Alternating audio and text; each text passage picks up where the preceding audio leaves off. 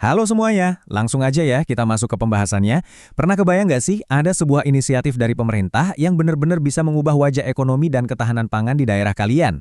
Nah, hari ini kita bakal ngebedah satu dokumen krusial yang baru banget dirilis pemerintah untuk tahun anggaran 2026. Ini peluang yang masif banget, jadi pastikan kalian nyimak sampai habis ya.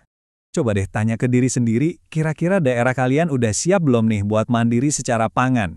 Tapi pertanyaan yang lebih penting lagi, apakah koperasi-koperasi lokal di tempat kalian udah mulai berbenah dan bersiap buat nangkep peluang bantuan sebesar ini? Karena jujur aja, peluang dengan skala raksasa kayak gini butuh persiapan yang mateng banget dari sekarang. Nggak bisa dadakan. Dan asal tahu aja ya, ini bukan sekedar wacana atau janji manis. Lewat dokumen resmi ini, yaitu Keputusan Direktur Jenderal Nomor 123 Tahun 2026, kita bisa lihat buktinya.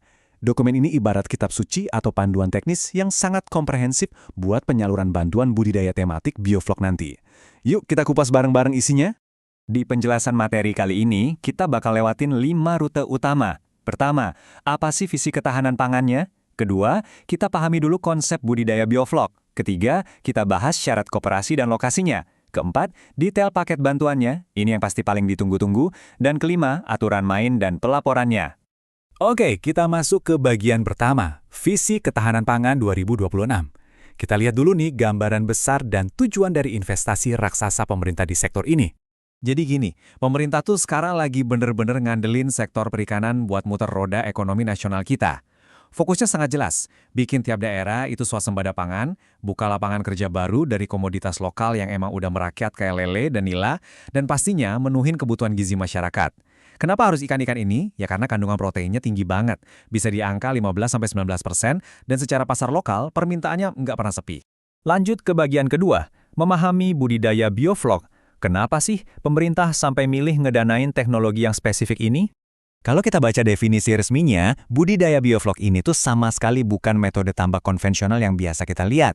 Intinya, sistem ini manfaatin flok atau gumpalan mikroorganisme hidup yang berenang-renang di dalam air kolam itu sendiri. Kenapa pemerintah nge-push banget metode ini? Alasannya simple, metode ini tuh adaptif, super efektif dan sangat efisien apalagi buat daerah yang lahannya terbatas. Bisa dibilang, ini tuh masa depan perikanan kita. Bagian ketiga, syarat koperasi dan lokasi. Nah, mari kita terjemahkan bahasa birokrasi ini jadi semacam checklist yang gampang dimengerti. Pertama, siapa yang berhak nerima? Koperasinya harus berupa koperasi desa atau kelurahan merah putih, atau disingkat KDKMP. Terus nih, yang suka banget kelewat, tapi ini krusial banget. Minimal 1 orang pengurus atau anggota koperasi itu wajib punya BPJS atau JKN yang aktif. Oh ya, pastikan juga koperasi kalian benar-benar belum pernah dapat bantuan sejenis dari kementerian dalam 1 tahun terakhir ya. Terus buat lokasinya gimana? Nah, syarat fisiknya lumayan detail demi mastiin programnya sukses. Kalian butuh lahan yang datar dan padat seluas minimal 1.000 meter persegi. Kapasitas listriknya minimal 2.200 watt, dan pastinya air tawar harus ada terus sepanjang tahun. Satu lagi poin penting yang nggak boleh dilanggar. Koperasinya harus bisa ngebuktiin legalitas lahan itu, entah milik sendiri atau sewa, dengan surat pernyataan minimal buat 5 tahun ke depan. Akses jalan juga wajib bisa dilewatin mobil roda 4 buat kelancaran logistik tiap harinya. Masuk ke bagian keempat, detail paket bantuan 2026. Nah, ini dia nih, bagian yang pastinya bikin penasaran. Sebenarnya seberapa besar sih bantuan yang dikasih ke tiap koperasi? 24. Tolong ingat baik-baik angka ini. 24 ini bukan sekedar angka acak. Ini adalah jumlah pasti bak bundar berdiameter 4 meter yang bakal diterima sama satu koperasi dalam satu paket utuh. Coba bayangin, 24 kolam raksasa yang siap pakai, beroperasi bareng-bareng di desa kalian. Skala produksinya bener-bener nggak main-main. Dan ini dia yang bakal ngisi kolam-kolam itu. Koperasi kalian bisa milih mau ambil jalur paket ikan lele atau ikan nila. Alokasinya luar biasa banget. Kalau kalian pilih lele, satu kolam aja isinya 4.000 ekor benih. Coba dikali 24 kolam. Wow, berarti ada sekitar 96.000 ikan lele lapar yang harus kalian urus sekaligus. Kalau nila, kalian dapat 1.250 ekor benih per kolam. Semuanya udah digaransi sehat dan yang paling mantap, kalian bakal disuplai bertonton pakan ikan berprotein tinggi untuk satu siklus panen penuh. Tapi, tunggu dulu. Yang bikin program ini brilian banget adalah konsep terima beresnya. Kalian bukan cuma dikasih ikan sama pelet terus ditinggal, kalian bakal dapat ekosistemnya sekalian. mulai dari suplai probiotik, vitamin, sampai aerator standar industri. Dikasih juga genset 3000 watt buat jaga-jaga kalau mati listrik. Ada alat ukur kualitas air digital, bahkan dibikinin juga instalasi pengolahan limbahnya. Gak berhenti di situ, mereka juga nyediain tanaman sayur dalam pot, ditambah pembangunan gazebo dan gapura informasi. Benar-benar satu fasilitas bisnis komplit yang siap jalan. Terakhir, bagian kelima, aturan dan pelaporan.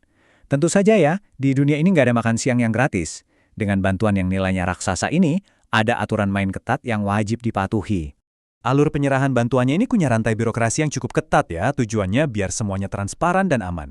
Dimulai dari pengadaan oleh PPK atau pejabat pembuat komitmen. Terus, asetnya diserahin ke kuasa pengguna anggaran, turun lagi ke kuasa pengguna barang. Nah, pada ujungnya, barulah fasilitas keren tadi diserah terimakan secara sah ke ketua koperasi kalian lewat dokumen yang namanya BAST, atau Berita Acara Serah Terima. Ingat ya, kalian harus paham alur ini, karena pada dasarnya ini adalah aset negara yang lagi dititipin ke kalian. Disinilah komitmen operasional kalian benar-benar diuji. Waktu pengajuan, ketua koperasi hukumnya wajib mutlak buat nandatanganin fakta integritas di atas materai. Artinya apa? Kalian nggak boleh asal ngejual atau mindah tangankan aset ini.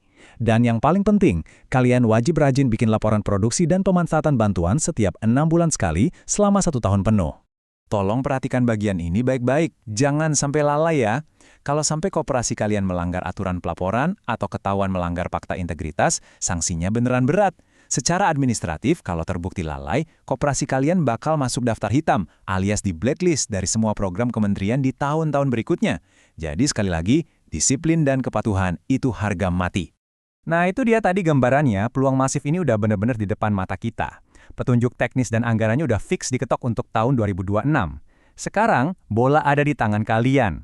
Pertanyaannya, apakah koperasi desa kalian udah siap ngeberesin semua administrasinya, nyiapin lahannya, dan berani neken fakta integritas itu buat jadi pionir ketahanan pangan di daerah kalian? Waktunya untuk mulai koordinasi dan bergerak adalah sekarang. Oke, sekian dulu penjelasan materi kali ini. Terima kasih banyak udah nyimak. Sampai jumpa dan semoga sukses ngebangun desa kalian.